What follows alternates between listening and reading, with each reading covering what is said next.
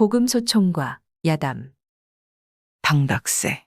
멀고 먼 옛날 어느 해변가에 체구가 몹시 크고도 흉악한 새가 있었는데 어떤 사람들은 그 새를 너시라고 불렀고 어떤 사람들은 덩덕새라고 불렀습니다. 이 새가 몇백 년 묵으니 죽지 않고 나중엔 요기로 변하였는데 어떤 때엔 아름다운 공작새로 훨훨 날아다니다가 어떤 때엔 사람으로 변하여 가지곤 온갖 악한 짓을 다 하였습니다.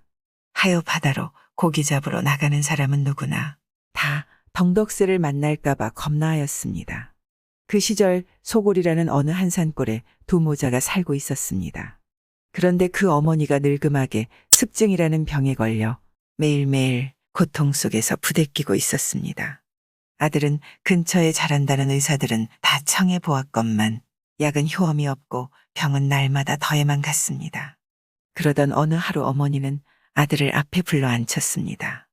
얘야, 이젠 의사도 더 청하지 말고 약도 더 사오지 말어라. 내 병은 보아하니 약으로는 돌릴 것 같지 않구나.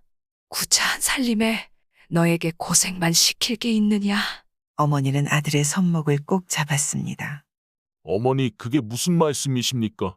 돈이야 없으면 벌 수 있어도 어머니가 병으로 돌아가시면 나는 누굴 믿고 살겠나이까?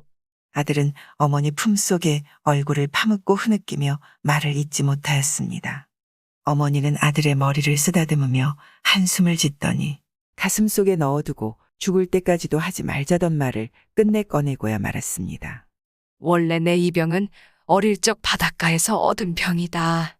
이제라도 바닷물에 매일 한 번씩 목욕하면 인차 나을 수 있으련만 그 흉악한 덩덕새 때문에 어찌 바닷가로 갈 수 있겠느냐. 어머니가 이렇게 말하자 아들의 두 눈은 즉시 샛별처럼 빛났습니다. 어머니, 왜 진작 말씀하시지 않았어요? 어서 가셔요. 어서 바닷가 가셔요. 아들은 어머니의 손목을 잡아 끌며 졸랐습니다. 얘야, 안 된다. 그건 범의 아가리에 골을 밀어 넣는 격이니 하필 그런 부질없는 짓을 할 거야 있니? 어머니는 머리를 가로저었습니다. 제가 있지 않아요? 어머니는 저희 황소 같은 힘을 모르시나요? 어서 가요. 제가 가서 그 덩덕새라는 요기를 없애고 어머니의 병을 치료해 드리겠어요. 아들은 자기의 가슴을 두드리며 어머니에게 간청하였습니다. 내 힘만으로는 부족하니 내가 만약 나를 살리겠거든 오늘부터 활쏘기를 배우거라. 내가 활로 날아가는 참새도 쏘아 떨구면 내가 너를 따라 바닷가로 가겠다. 그때로부터 아들은 첫 새벽에 샛별이 뜨자마자 일어나 활을 들고 나가면 저녁에 어둠이 깃들어서야 집으로 돌아왔습니다. 이렇게 석 달 열흘을 하루도 빠짐없이 활쏘기를 하더니 아들의 활쏘기 재간은 과연 놀라울 정도여서 화살 하나에 날아가는 기러기 두세 마리씩 떨구었습니다. 그제야 어머니는 아들을 따라 바닷가로 나갔습니다. 돌막을 치고 그날부터 바닷물에 매일 한 번씩 목욕하니 어머니의 병은 몰라보게 나아갔습니다. 그런데 3년이 지나 어머니의 습증은 다 나았는데 웬일인지 덩덕새는 한 번도 나타나지 않았습니다. 어느 날 어머니는 또 아들을 앞에 불러 앉혔습니다. 얘야, 너의 효성으로 내 병은 다 나았으니 너야말로 진짜 효자로다. 그러나 사내 대장부로 태어나 어찌 자기 어머니 하나만을 위해 살다가 죽겠느냐? 이 넓고도 아름다운 바다가 얼마나 좋으냐? 그런데 그 흉악한 덩덕새 때문에 숱한 사람들이 굶어 죽으면서도 고기 잡으러 감히 바닷가로 나오지 못하고 나처럼 습증이라는 병이 있어 거의 죽어가면서도 바닷가로 치료하러 나오지 못하니 모두가 덩덕새라는 요기 때문이 아니냐? 그러니 내 정녕 내 아들일진데 이젠 내 근심은 말고 그 덩덕새라는 요기를 없애러 떠나거라. 만약 그 요기를 없애지 못하거든 다시 내 앞으로 돌아오지 말거라. 어머니는 아들의 두 눈을 들여다보며 정중하게 말하였습니다. 내 꼭 요기를 없애고 돌아와 다시 어머님을 모시겠나이다. 아들은 어머니의 앞에 절을 하고 활과 단도를 차고 덩덕새라는 요기를 찾아 떠났습니다. 바다기슭을 따라 걷고 건너라니 세월은 어언간 석삼년이 흘렀습니다. 하루는 해질 무렵에 백사장을 걷고 있는데 멀리 산구비에 어슴풀에 크고 작은 돌막들이 숯에 들어앉는 것이 보였습니다.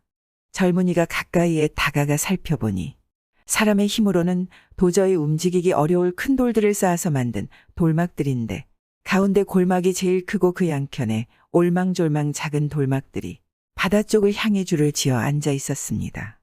젊은이는 의심스레 살금살금 가운데 큰 돌막으로 다가가는데 마침 79령도 더 돼 보이는 백발노인이 장작을 하나를 안고 이쪽으로 오고 있었습니다.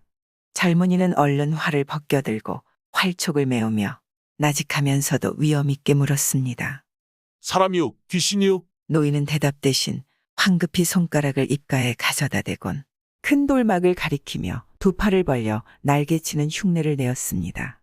젊은이는 급급히 노인을 데리고 산구비에 돌아와 물었습니다. 저 돌막엔 누가 있습니까? 덩덕새라는 요기가 있는데 지금 한창 자고 있다오. 조금 있으면 깨어나 저 양켠 돌막 안에 갇혀 있는 사람들 중에 아무나 끌어내어 팔과 다리를 뽑아들고 바다에 나가 던지곤 들어와. 다시 한잠을 자고 밤중에 나가는데 대구 방어 같은 큰 고기들이 사람의 팔, 다리를 먹자고 몰려든다네. 이때 덩덕새라는 요기놈은 긴 주둥아리로 그중 크고 살찐 놈들만 골라서 잡아먹는다오. 노인은 겁에 질려 힐끔힐끔 큰 돌막집을 돌아보며 겨우 묻는 말에 대답하였습니다. 원래 이 노인도 덩덕새에게 붙잡혀온 사람이었는데 늙어서 도망은 못 칠게라고 덩덕새라는 요기가 돌막 안에 가두어두지 않고 바깥 일들을 시키고 있었던 것입니다. 젊은이가 노인에게 자기가 찾아온 연고를 이야기하니 노인은 너무도 놀랍고 의심스러워 젊은이의 아래 위를 찬찬히 뜯어보며 물었습니다. 그래, 자네는 대체 무슨 기술이 있기에 요기를 잡는단 말이요? 이것이면 안 됩니까? 젊은이는 화를 들여 보이며 되물었습니다. 그런데 이놈의 요기 가슴팍은 바위처럼 든든하여 활촉도 뚫고 들어가지 못한다오. 그놈의 눈깔은 어떻습니까? 젊은이가 맥을 버리지 않고 다그쳐 물으니 글쎄, 눈깔이야 뚫고 들어가겠지만 어떻게 면바로 쏘아 맞힌단 말이요? 노인은 대답 끝에 긴 한숨을 내쉬었습니다. 무슨 다른 방법은 없을까? 젊은이는 노인의 말에서 이 요기가 만만치 않다는 걸 알고 만약의 경우를 생각하여 무슨 대책이 없을까 또 물었습니다. 노인은 젊은이의 장한 뜻에 깊이 탐복되어 한참 궁리하더니 젊은이에게 여차여차하라 하곤 자기는 나무재를 키에 넘치도록 담아들고 큰 돌막 안으로 다가갔습니다. 큰 돌막 안에서 요기가 코고는 바람에 돌문이 들썩들썩 움직거렸습니다. 젊은이는 돌문보다 서너 배 더 큰 돌들을 몇 개 안아다가 덩덕새가 돌문을 열고 나오지 못하게 받쳐놓았습니다. 그리곤 양쪽 늘어선 작은 돌막들 돌문을 열어주며 갇힌 사람들에게 말하였습니다. 나는 오늘 당신들을 구원하고 덩덕새라는 요기를 잡으러 왔소. 그런즉 당신들도 살고 싶으면 어서 뛰어들러와 돌멩이 하나씩 들고 나를 따라 나소. 이러자 어느 누구나 호응하지 않는 사람이 없었습니다. 젊은이는 노인을 따라 덩덕새가 자고 있는 큰 돌막 지붕 위로 기어 올라갔습니다. 돌잠 사이로 아래를 내려다보니 과연 노인의 말대로 두 눈을 뚝 부릅뜨고 단잠이 든 덩덕새는 모가지를 떼어가도 모를 지경이었습니다. 노인이 젊은이에게 눈짓하자 젊은이는 얼른 활촉을 꺼내어 활시위에 메우더니 활촉은 어느새 덩덕새의 한쪽 눈에 갖고 폈습니다. 이렇게 되자 덩덕새라는 요기는 허공천청으로 날아오르며 젊은이를 덮치려 했습니다. 이 틈에 젊은이는 화살이 꼽힌 쪽 눈에다 나무재 한 움큼을 콱 뿌렸습니다. 그랬더니 덩덕새는 땅에 뚝 떨어져 대굴대굴 굴며 화살을 뽑으려 애를 썼습니다. 젊은이가 또 활을 쏘니 요기는 어느새 덥석 화살을 받아줘 두 동강을 낸 후 또 다시 젊은이에게 덮쳐들었습니다. 젊은이가 마지막 화살을 다 쏘자 덩덕새는 확 덮쳐들어 긴 주둥아리로 젊은이를 쪼으려 했습니다. 젊은이는 번개같이 한 손으로 덩덕새의 성한 눈을 찔렀습니다. 곁에서 노인이 나무재를 캐채로 덩덕새에게 덮어 씌웠습니다. 이렇게 되자 덩덕새는 젊은이를 끌어안은 채 굴 안으로 떨어져 들어갔습니다. 여러분, 내 근심은 말고 이 요기놈에게 힘껏 돌멩이를 던지시오. 젊은이는 밑에 깔려서도 요기의 멱살을 단단히 틀어쥐고 외쳤습니다. 지붕 위에 서 있던 수백 명 사람들이 이 소리가 떨어지자 일제히 덩덕새에게 돌질을 하였는데 삽시에 큰 돌무지가 이루어졌습니다. 사람들이 다시 돌무지를 해치고 보니 요기는 대가리가 박살나서 죽어버렸는데 젊은이는 아직도 그 밑에서 요기의 멱살을 틀어준 채 한 손으로 요기에게 칼질을 하고 있었습니다. 사람들은 이 젊은이야말로 구명은인이라 찬송하며 크게 도교를 만들어 앉혀가지곤 그의 어머니가 계시는 마을로 돌아오니 어머니가 너무도 기뻐 맨발 바람으로 달려나와 자기 아들을 부둥켜 안고 기뻐서 눈물을 흘렸습니다. 이때로부터 사람들은 바닷가에서 아무 근심 걱정도 모르고 살게 되었다고 합니다. 사냥꾼과 같이 옛날 어느 한 곳에 활을 잘 쏴서 새도 영락 없이 눈을 맞춰 떨군다 하는 이름난 사냥꾼이 있었답니다. 하루는 사냥하러 갔다가 돌아오는 길이었습니다. 강언덕 오솔길을 걸어오는데 갑자기 자지러지게 울어대는 까치의 울음소리가 들려왔습니다. 발걸음을 멈춘 사냥꾼은 이 소리 나는 쪽을 자세히 살펴보니 강둑에 서 있는 높은 나무 위에서 어미까치 2마리가 깍깍거리며 무엇인가 막조아대고 있는 것이었습니다.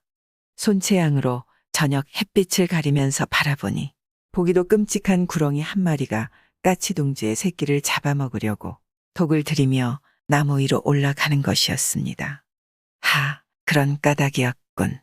미물인 저 짐승들도 제 새끼를 구하려고 저렇게 아우성 치는 게로구나. 이런 생각이 퍼뜩 떠오른 사냥꾼은 괘씸한 구렁이 같으니라고 하고 혼자 내까리면서 재빠른 솜씨로 전통에서 화살 1대를 뽑아내어 활시 위에다 메워들자 활등이 둥근 달령이 되도록 힘을 주어 당기었다가 내쏘았습니다. 화살은 하늘을 째는 듯한 쌩하는 소리와 함께 날아가더니 곧바로 구렁이의 대갈통에다 갓꽂히었습니다.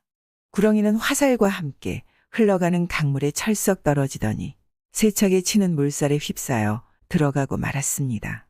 그제야 요란하던 까치들의 울음소리는 잠잠해졌습니다. 그러자 사냥꾼은 시름 놓인 마음으로 활을 어깨에 걸치고 집을 향해 걸음을 재촉하였습니다.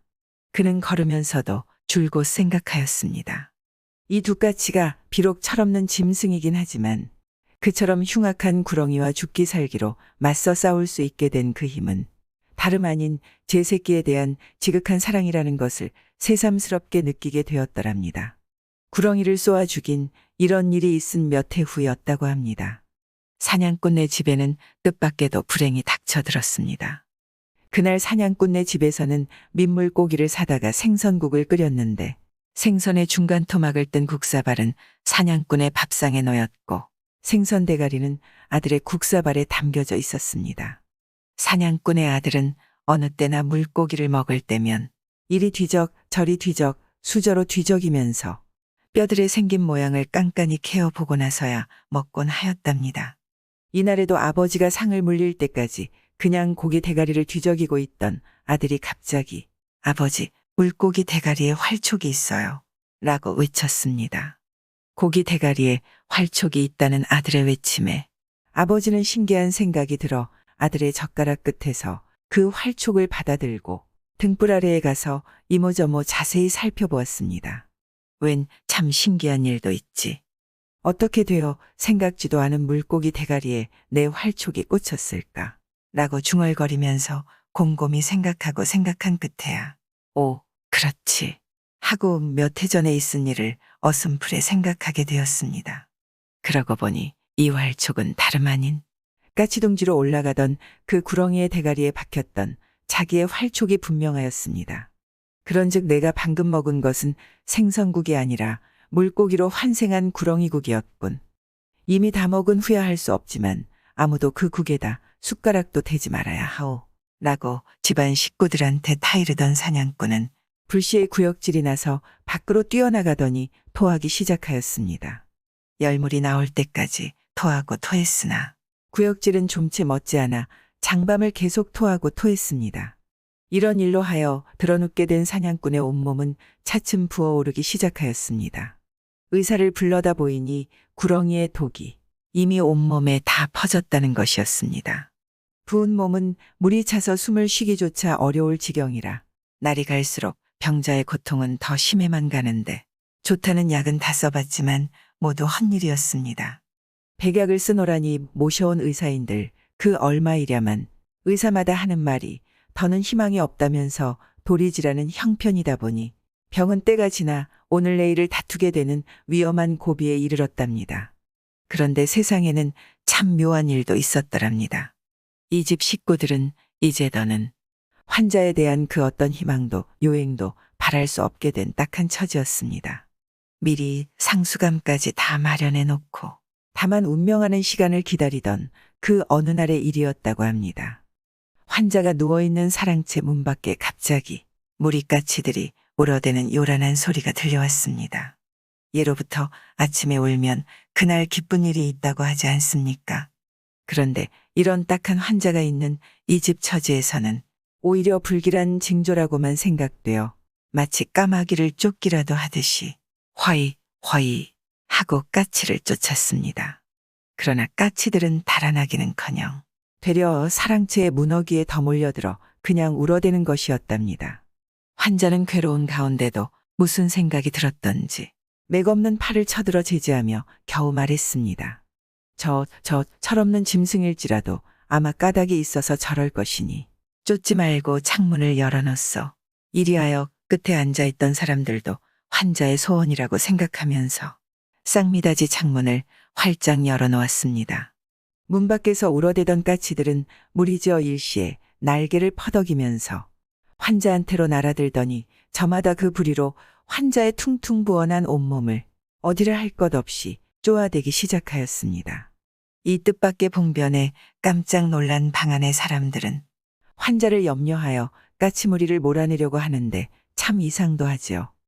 환자는 되려 아파하기는커녕 쪼아놓은 자리마다 툭툭 터지며 동물이 흘러나와 시원하다고 하는 것이었습니다.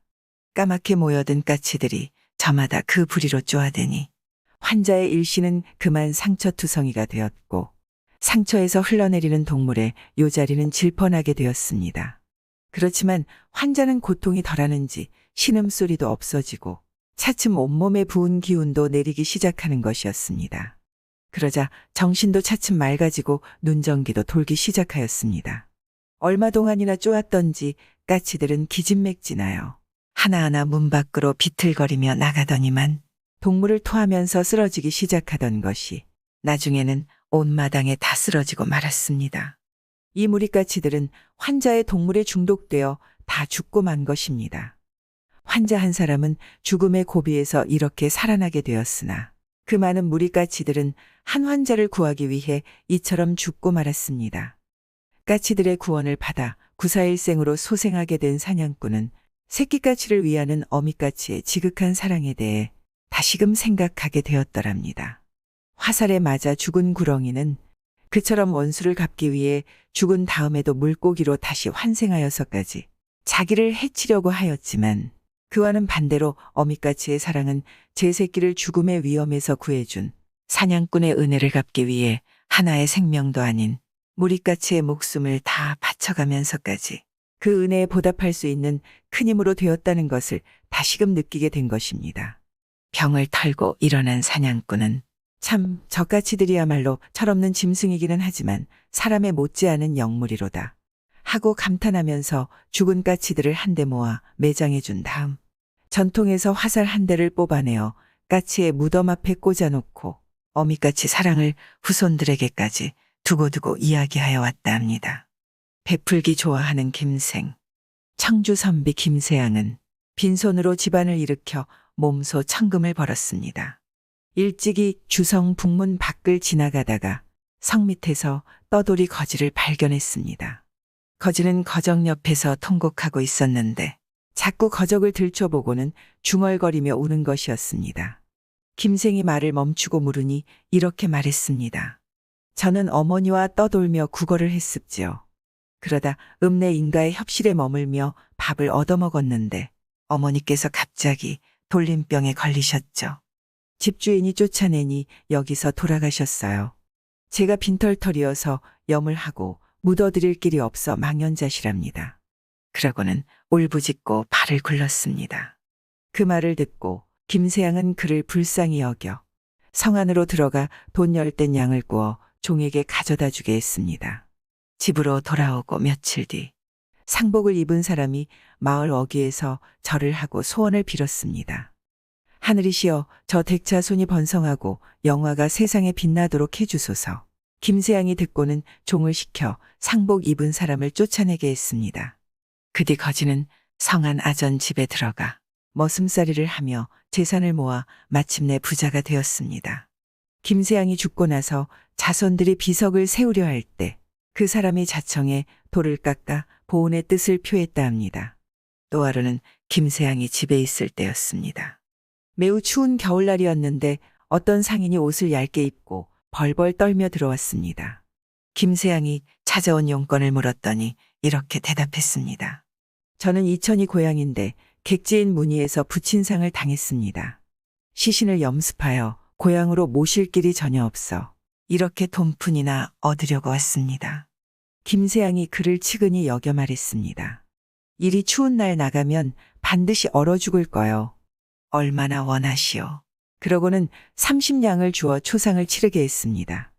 상인이 황송해하고 놀라며 아무 말도 못하고 뚫어지게 바라보기만 했습니다. 김세양이 말했습니다. 급히 안 돌아가도 되면 여기서 자고 가는 게 어떠시오. 부친상을 당하고 염도 못한 자식이 어찌 한시가 급하지 않겠습니까? 머리를 조아리고는 서둘러 떠나갔습니다.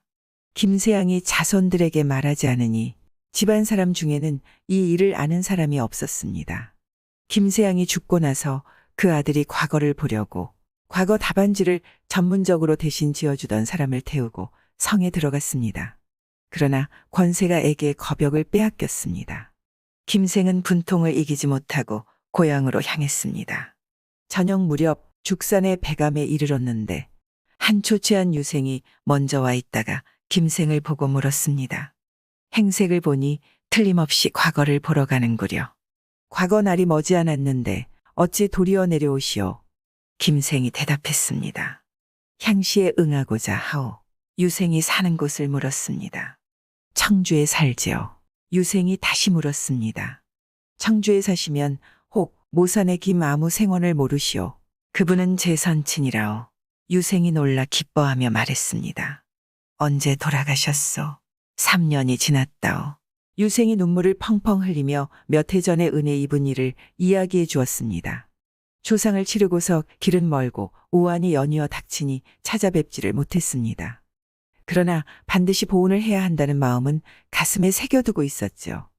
올해 가을 초시에는 귀문 중에서 반드시 과거를 볼 분이 있을 듯하여 가만히 따라가 보답할 계획을 세우고 청주로 향했죠. 그러나 도중에 병이 들어 한 달여를 머물게 되었죠. 이제 조금 나아져서 바로 그 뜻을 이야기하려 했습니다. 무리를 해서라도 길을 떠나 간신히 여기에 도달했습니다. 다행히 집사님을 만났으니 하늘이 도와주신 게죠. 김생이 듣고 생각해보니 보온의 뜻을 품고 먼 길을 찾아온 걸 보면 틀림없이 학식 깊은 선비일 듯했습니다. 그래서 과거장에 갔다가 낭패당한 사연을 상세히 이야기했습니다. 유생이 말했습니다. 일이 이렇게 된 게 우연이 아니군요. 밤이었지만 즉시 말을 빌려 출발해서 날이 밝기 전에 과거장에 도착했습니다. 사람들이 거의 다 입장했으나 문은 닫혀 있지 않았습니다. 두 사람은 과거장 말석에 앉았습니다. 이틀간 시험을 보며 글을 지어 써냈습니다. 초장에 장원을 했고 종장에도 역시 장원을 했습니다. 그 유생은 서생이었습니다. 김생은 서생과 함께 집으로 돌아와 여러 날을 함께 지냈습니다. 서생에게 새 옷 한 벌을 지어주었습니다. 서생은 사양했지만 억지로 입고 가게 했습니다. 집으로 떠나갈 때에는 몰래 행囊속에 돈 100냥을 넣어주었습니다. 서생은 집에 도착해서야 그 사실을 알고 그 돈을 노잣돈과 함께 모두 돌려보내며 말했습니다. 내가 이걸 받으면 보답의 뜻이 사라집니다. 회시 보는 날이 되자 서생은 다시 김생과 함께 과거장으로 들어가서 김생이 연이어 장원급제를 하게 했습니다. 김생 형제들도 가운을 따라 어렵고 가난한 사람들을 도우니 자손이 번성하고 연이어 과거에 급제했다 합니다. 쪽지게 소금 장수. 옛날 어느 한 바닷가에 마음이 어질고 부지런한 호래비 소금 장사가 살고 있었습니다. 장사 중에도 제일 천한 쌍놈 장사라 돈은 벌지 못하고 가지가지 천대를 받으며 장가도 못 가고 외톨이로 살아왔습니다. 소금 장사는 부잣집 자식 같으면 서당에 가서 공부를 할 나이인 10살 때부터 아버지가 물려준 쪽지게를 지고 머리에 흰서리가 내릴 때까지 소금 장사를 하다 보니 성이 있고 이름은 있어도 사람들은 성과 이름을 부르지 않고 쪽지게 소금 장사란 천한 벼로를 달아서 불렀습니다. 그러다 보니 타 고장 사람들은 물론이요. 이 고장 사람들도 이 쪽지게 소금 장사의 성과 이름을 몰랐습니다. 그가 지고 다니며 판 소금을 한 곳에다 쌓으면 태산보다 더 높을 것이고 쪽지게 멜끈으로 쓴 산만 해도 한 달 구지에 싣고도 나머지가 있을 것이니 그가 소금을 지고 걸은 길은 만리하고도 꼬랭이가 달릴 것입니다. 이렇게 쪽지게를 지고 소금 장사를 했어도 입에 들어가는 것은 조밥이요 입은 것은 조끼도 없는 무명옷이며 매일 주머니에 떨어지는 돈은 겨우 동전 5푼뿐이었습니다. 남들은 장사를 해서 벼락부자가 되거나 안 되어도 곱장사는 한다는데 나는 40년 동안 개인 날이나 굳은 날이나 더운 날이나 추운 날이나 하루도 쉬지 않고 장사를 했어도 겨우 5푼 장사를 하다니 하느님도 무심하고 이내 팔자도 한심하구나. 쪽지게 소금 장사는 하느님을 원망하기도 하고 부모가 준 팔자도 탓하고 가련한 자기 신세도 한탄하곤 했습니다. 그래도 그 소금 장사를 하지 않으면 5푼도 벌지 못하니 울면서 겨자 먹기로 소금 장사를 그냥 해야 했습니다. 그러던 어느 날 소금을 다 팔고 돌아오던 소금 장사는 자주 드나들던 주막집에 들렸습니다. 문 앞에다 빈 쪽지게를 세워놓고는 주막집 주인 아주머니를 보고 동전 5푼을 내놓으며 술과 채를 청했습니다. 소금 장사는 주인 아주머니가 주는 술 한 사발과 헤어 한 접시를 받아서는 쪽지게 다리 밑에 놓고는 쪽지게야, 쪽지게야, 불쌍하고 가련하다. 너도 주인을 잘못 만나서 40년이란 긴 세월을 나와 같이 오픈버리에 숱한 고생을 했구나. 이젠 너도 등이 물러나게 되었고 나도 등에 썩살이 박혔다. 라고 말을 하고는 술사발을 들어 지게 등받이에 죽 붓고는 나머지 술은 자기가 마셨습니다. 쪽지게야, 쪽지게야, 너도 고생 나도 고생 우리 고생 끝없구나. 너는 내 갈 길로 가고 나도 내일부터 소금 장사를 그만두고 마지막 길을 가야겠다. 말을 마친 소금 장사는 아버지 때부터 지고 다니던 쪽지게를 번쩍 들어서 바다에 멀리 냅다 던져버렸습니다. 그리고는 주먹 같은 눈물을 뚝뚝 흘리면서 쪽지게를 아쉬운 듯이 바라보았습니다. 자기 등골땀으로 흠뻑 절인 참나무 쪽지게였습니다. 그런데 이상한 일이지 바다에 떨어진 쪽지게는 을의 파도에 밀려 떠내려가련만 그렇지 않고 쪽지게 끝이 물 위에서 이리 기우뚱 저리 기우뚱 하고 있었습니다. 쪽지게야, 쪽지게야, 불쌍한 내 쪽지게야. 40년 함께 있은 그 정을 잊지 못해 그러느냐? 아니면 나를 두고 가는 것이 서운해서 그러느냐? 그러지 말고 내 갈 길이나 가거라. 소금 장사가 쪽지게를 향해 혼자 중얼거려도 쪽지게는 쪽지게대로 그 자리에서 그냥 기우뚱하고 있었습니다. 혹시나 쪽지게 목발이 바위 틈새에 끼어서 떠내려가지 못하는가 해서 옷을 벗고 물속에 들어가 쪽지게 목발을 만져보았습니다. 바위 틈새에 끼인 것이 아니라 자갈돌에 박힌 것 같았습니다. 그래서 지게 목발을 빼려고 하니 자갈인 것이 아니라 은전무지였습니다. 글쎄 쪽지게 목발이 은전무지 속에 깊숙이 박혀서 쪽지게가 떠내려가지 못하고 있었던 것입니다. 상점도 아니고 부잣집도 아닌 바닷물 속의 은전무지란 웬 말인가. 놀랍기도 하고 잘 믿어지지 않아서 다시 물속에 머리를 박고 자세히 보니까 정말 틀림없는 은전무지였습니다. 짐작컨대 그 어느 때 은전을 가득 실은 상선이 여기를 지나다가 바위에 걸려 파손이 되어 물밑에 가라앉은 것이어서 배에는 다른 것은 없고 온통 꼬레미 천지였습니다. 내가 잘못 보지 않았는가? 40년 동안 5푼짜리 소금 장사를 해서 돈 때문에 자기가 환장을 하지 않았는가 하여 눈을 비비고 물속에 다시 한번 들어가 한 움큼 쥐고 나와 보고 다시 봐도 확실하고 틀림없는 은전이었습니다. 그것도 빛이 나는 은전이었습니다. 쪽지게 소금 장사는 눈앞이 캄캄했습니다. 꿈인가 생시인가 꿈꾸면 깨지 말고 생시이면 정말이 되기를 바랬습니다. 정말 꿈 아닌 생시였습니다. 쪽지게 소금 장사는 이 많은 은전을 혼자서는 다 건질 수 없고 건진다 해도 처사할 일이 막연했습니다. 없어도 걱정, 많아도 걱정이었습니다. 그래서 물속에 서서 한참 생각하던 끝에 주막집으로 달려가서 주막집 주인 아주머니를 불러왔습니다. 주막집 아주머니, 내가 저기 쪽지게가 서 있는 곳에 가서 은전꾸러미를 건져올 테니 아주머니는 여기서 받아서는 집으로 자꾸 날라가시오. 쪽지게 소금 장사는 물속에 들어가 노다지 캐듯 은전 꾸레미를 건져내면 그 여자는 건져낸 은전을 큰 함지에 담아이고 부지런히 집으로 날랐습니다. 한밤중이 되어서야 배에 은전을 다 건지고 죄다 집까지 가져왔습니다. 이때서야 쪽지게 소금 장사는 아픈 허리를 펴고 내버렸던 쪽지게를 전처럼 쥐고 주막집으로 돌아왔습니다. 은전이 엄청나게도 많았습니다. 방에도 가득 차고 곳간에도 가득 찼습니다. 그는 바닷물에 푹 젖은 빈 쪽지게를 마당복판에 번듯이 세워놓고 그 앞에 깨끗한 멍석을 펴놓았습니다. 그리고는 주막집 아주머니더러 제일 좋은 술 한 동이와 좋은 찬으로 여러 가지를 달라 해서는 멍석 위에 큰 상을 차려놓고는 술 한 사발을 푹 떠서는 지게 등받이에 부었습니다. 쪽지게야, 쪽지게야, 사랑하는 쪽지게야. 너는 숨없는 물건이지만 주인을 알아주는구나. 고생 끝에 락이 있다고 이것을 두고 하는 말이구나. 너도 가지 말고 나도 죽지 말고 함께 오래오래 살아보자. 쪽지게 소금 장사는 호랩이여. 주막집 여자는 과부인지라. 오늘 저녁 서쪽에 걸린 조각다리 중매를 섰는가.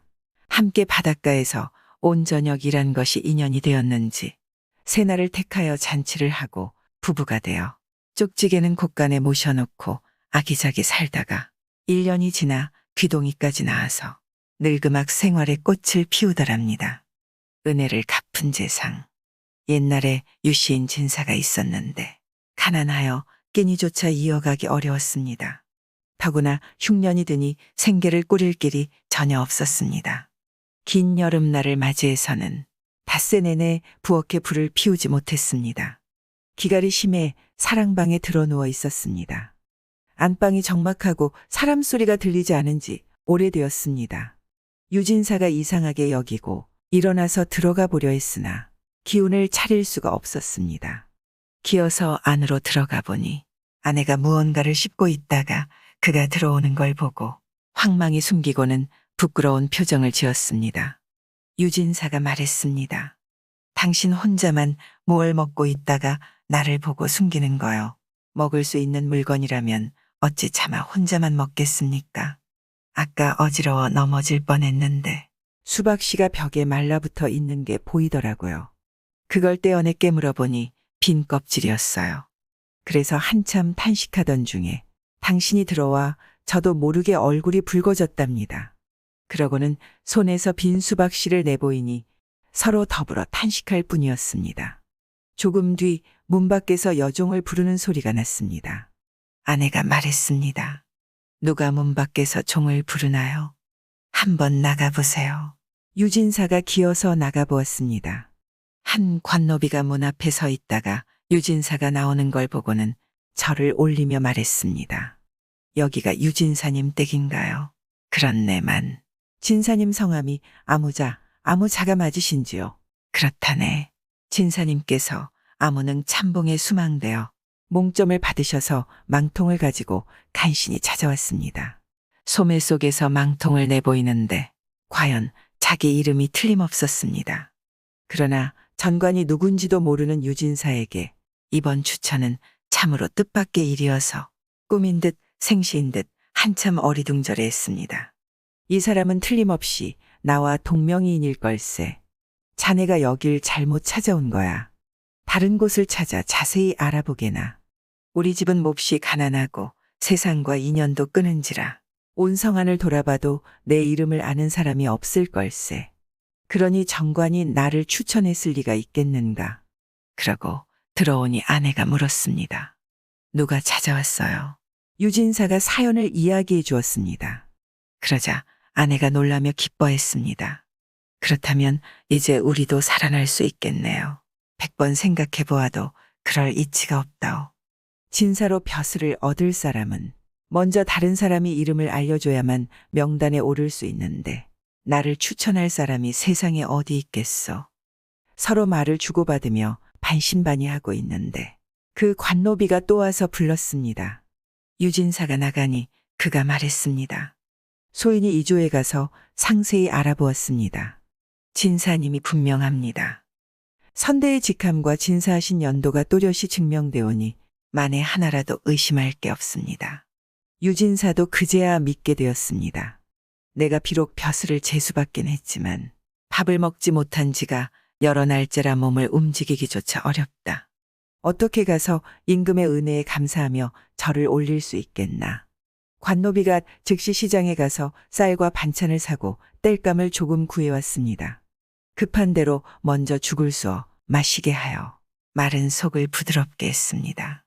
이어 쌀 한 말과 땔감을 실어오고 반찬거리를 좀 가져왔습니다.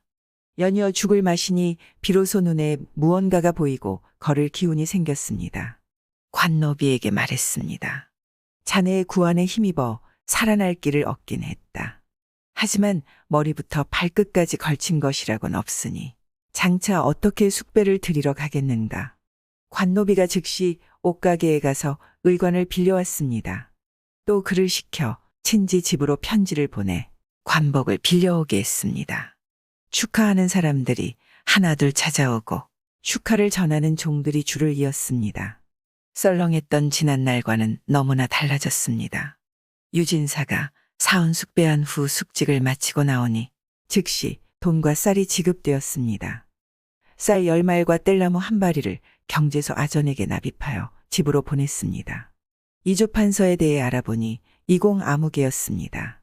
그는 자기와 당색이 다를 뿐 아니라 평소 아무 안면이 없던 사람이었습니다. 그런데 마침 이조판서와 절친한 유진사의 동창 한 명이 그가 궁핍하여 거의 죽을 지경에 이르렀다는 소문을 듣고 있는 힘을 다해 주선했습니다. 이조판서도 듣고는 매우 불쌍히 여겨 다른 사람을 다 물리치고 유진사를 수망에 올렸던 것입니다. 그로부터 몇 년 뒤 유진사도 크게 출세하여 요직을 두루 거쳐 드디어 이조에 들어갔습니다. 때마침 간성 원자리가 비었습니다.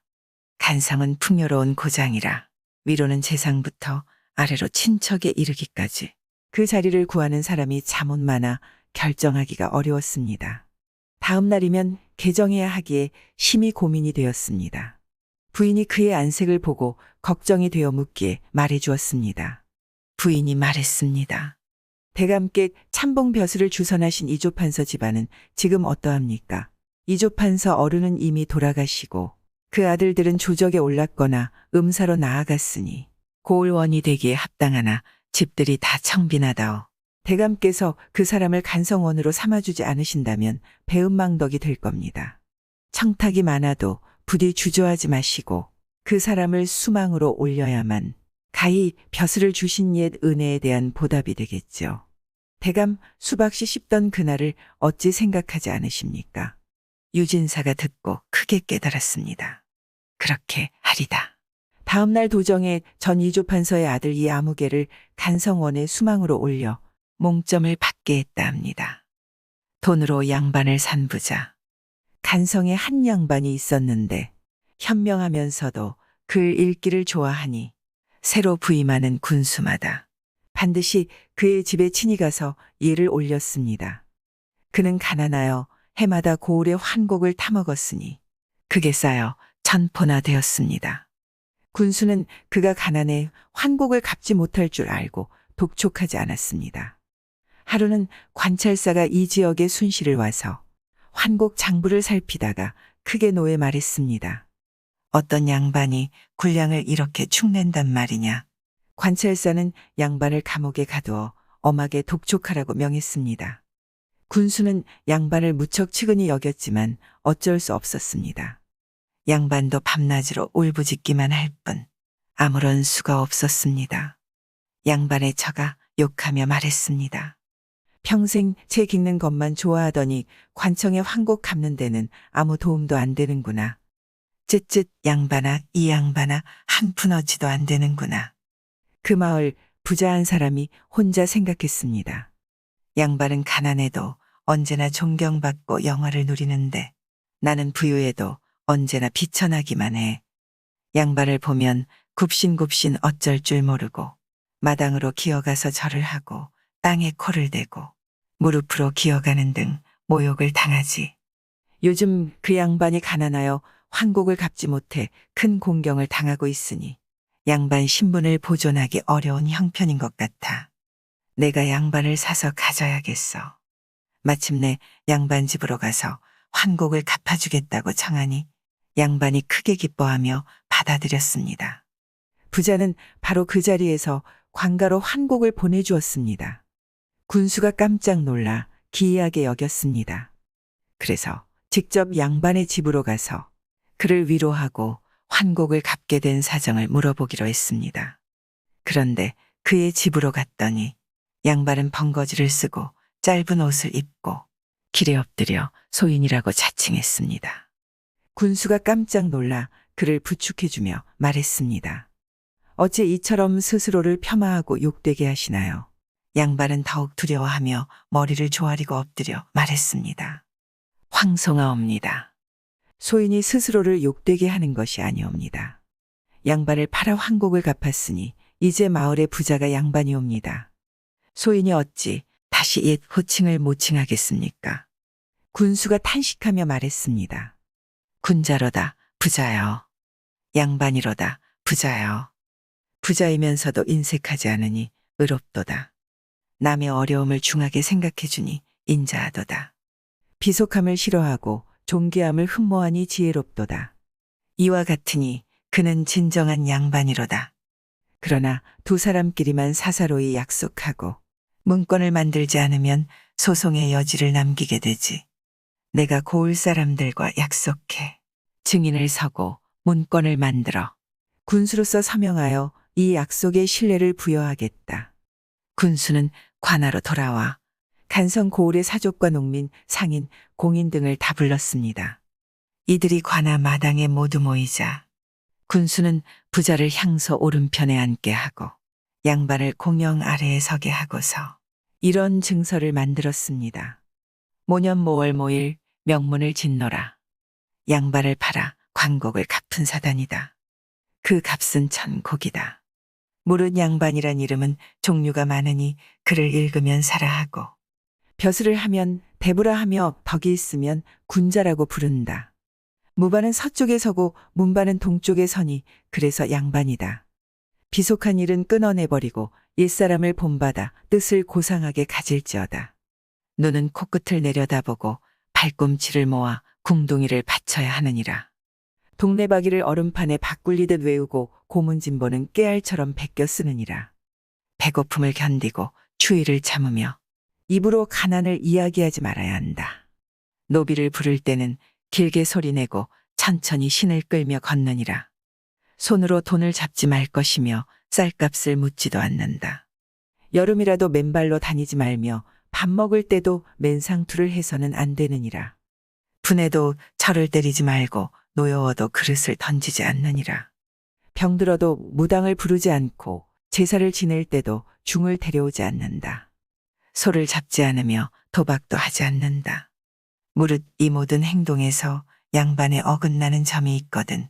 이 문기를 관하로 가져가 옳고 그른 것을 따져 바로 잡을지어다. 성주 간성군수 통이니 도장을 찍고 호장이 읽기를 끝내니 부자가 한참 한탄하다가 말했습니다. 양반이 이것밖에 안 된단 말입니까? 내 듣기로 양반은 신선 같다 했는데 알고 보니 너무 시시하네요. 원컨대 제게 좀 더 이롭게 고쳐주십시오. 그래서 문건을 다음과 같이 고쳤습니다. 무릇 하늘이 백성을 낳아주셨는데 백성에는 4가지 부류가 있도다. 4가지 백성 중에 가장 귀한 자가 사인데 양반이라고 부른다. 그 이로움이 매우 많다.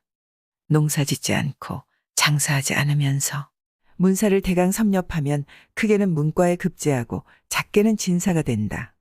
문과의 홍패는 2척에 불과하지만 온갖 물건이 구비되는 돈자루다.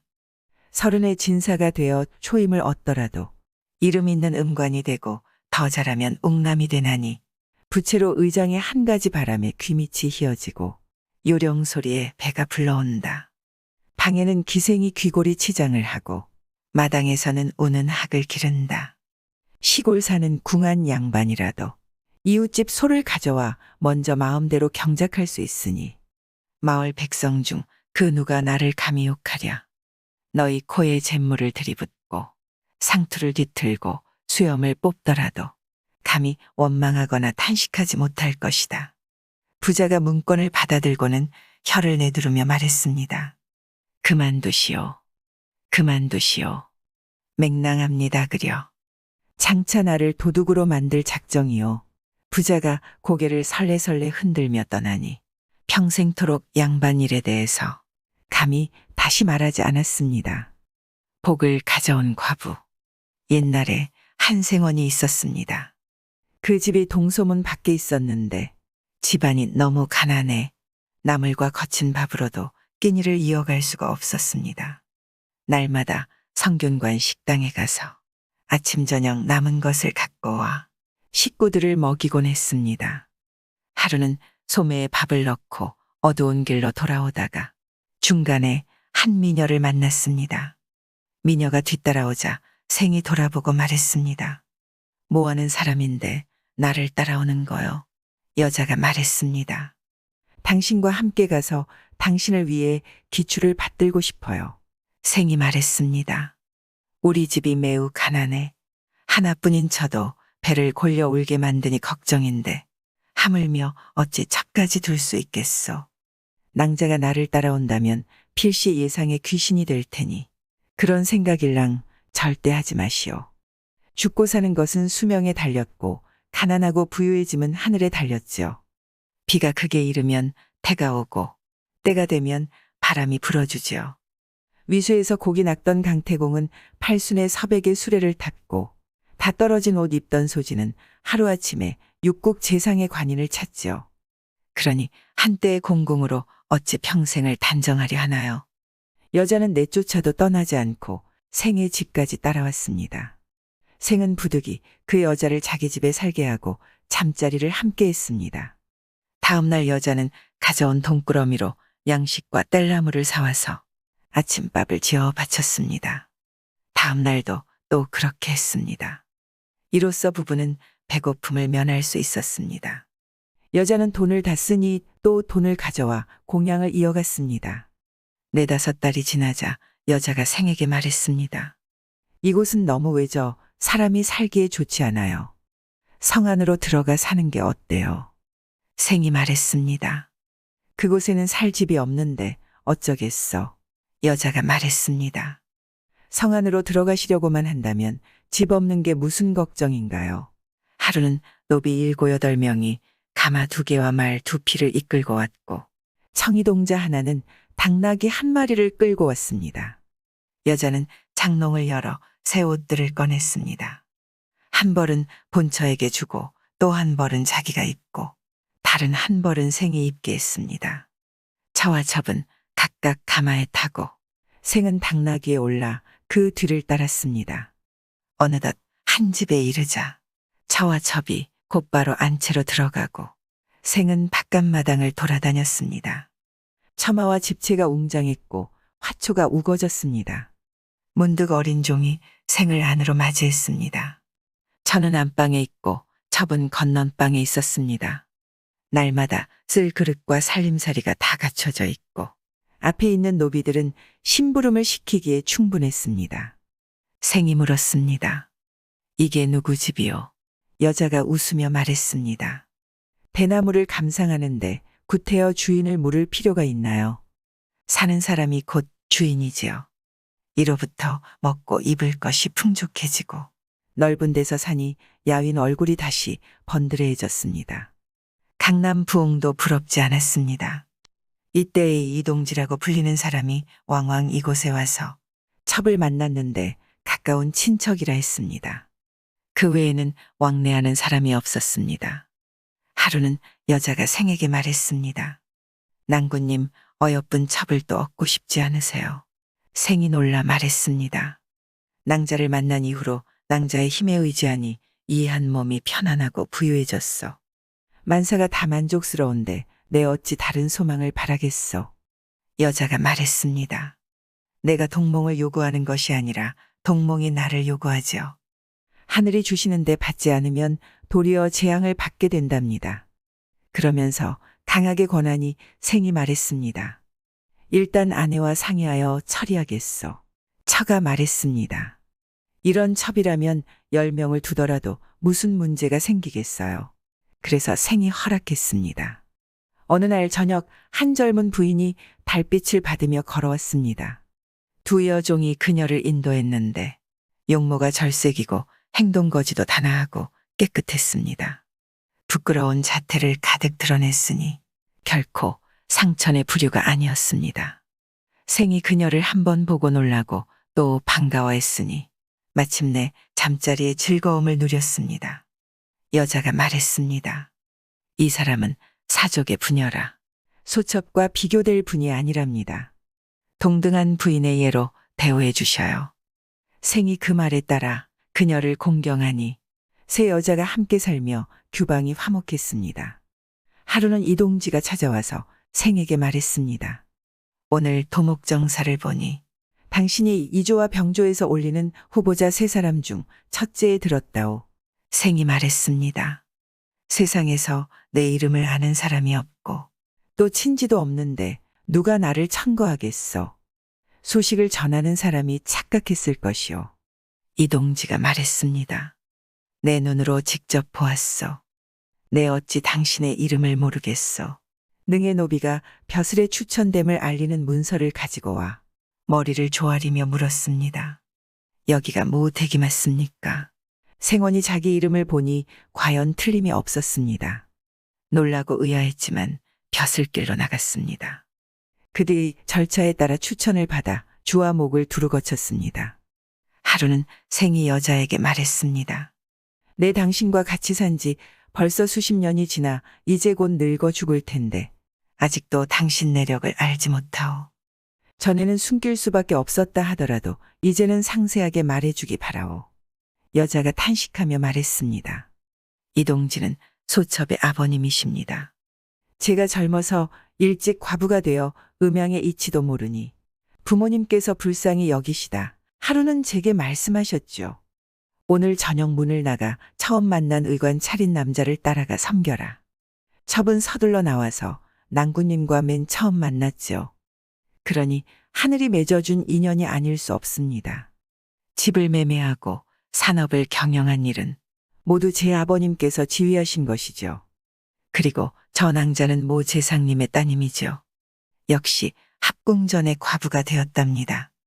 제 아버님과 모 재상님은 절친한 친구 사이여서 집안의 세세한 일까지 모두 서로 상의하셨죠.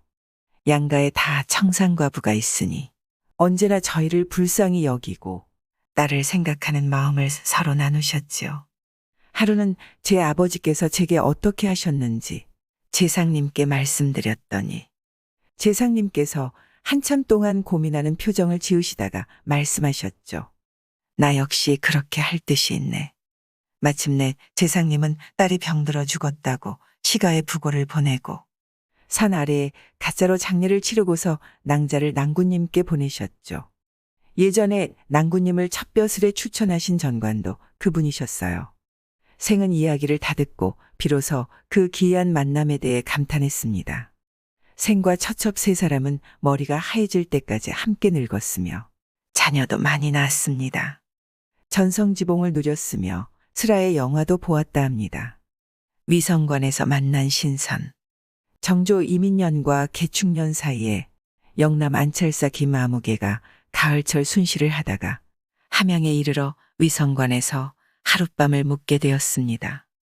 그는 지인이나 기생을 물리치고 방에서 혼자 잤는데 인적 없는 한밤중에 침실 방이 열렸다 닫혔다 하더니 똑똑 문 두드리는 소리가 들려왔습니다.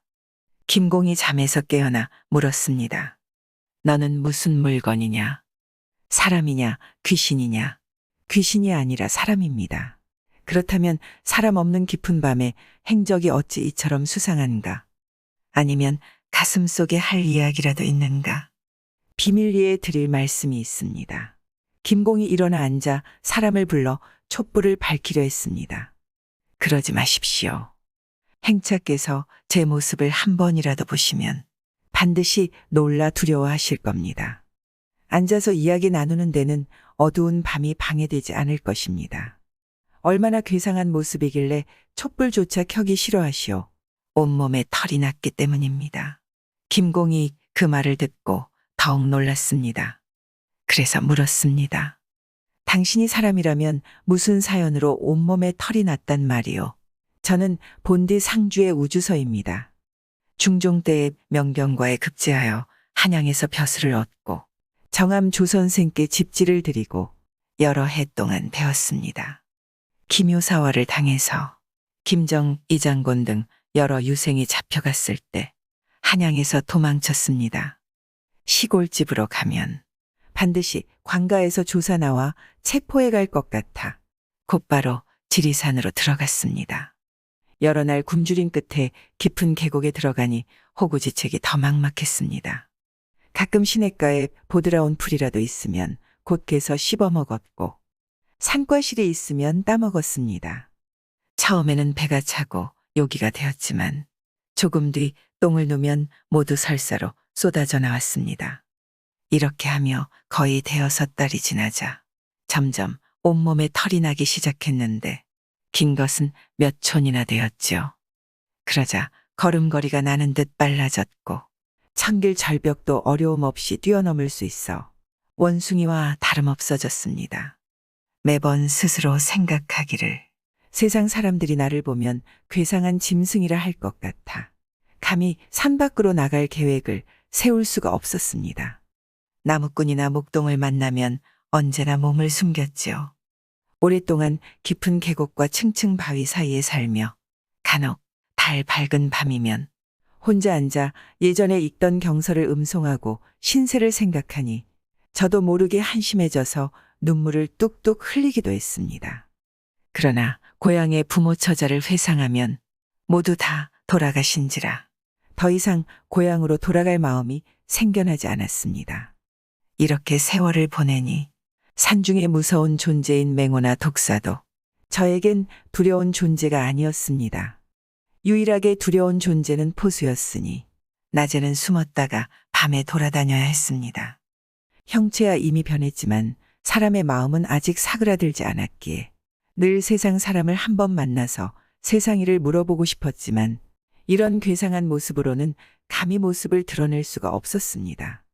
일전에 때마침 행차께서 여기 도착하신다는 소문을 듣고 죽음을 무릅쓰고 와서 뵌 것은 다른 특별한 뜻이 있어서가 아닙니다. 오직 정암 선생님 댁 자손들은 얼마나 되며 선생님의 억울하고 원통한 일이 풀리는 것은 마침내 이루어졌는지 등에 대해 상세히 여쭤보고 싶어서였습니다. 김공이 대답했습니다. 정암 선생은 인조모년에 억울한 일이 풀려 문묘에 배양되었소. 사익서원도 곳곳에 있어. 자손으로는 여차여차한 사람들이 있는데 각각 조정으로부터 특별히 받은 것이 있어 더 이상 유감이 남아있지 않을 것이오.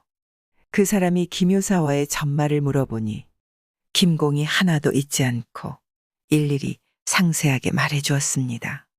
또 그 사람에게 처음 도망갈 때의 나이가 어떻게 되냐고 물어보니 35살이었다고 대답했습니다.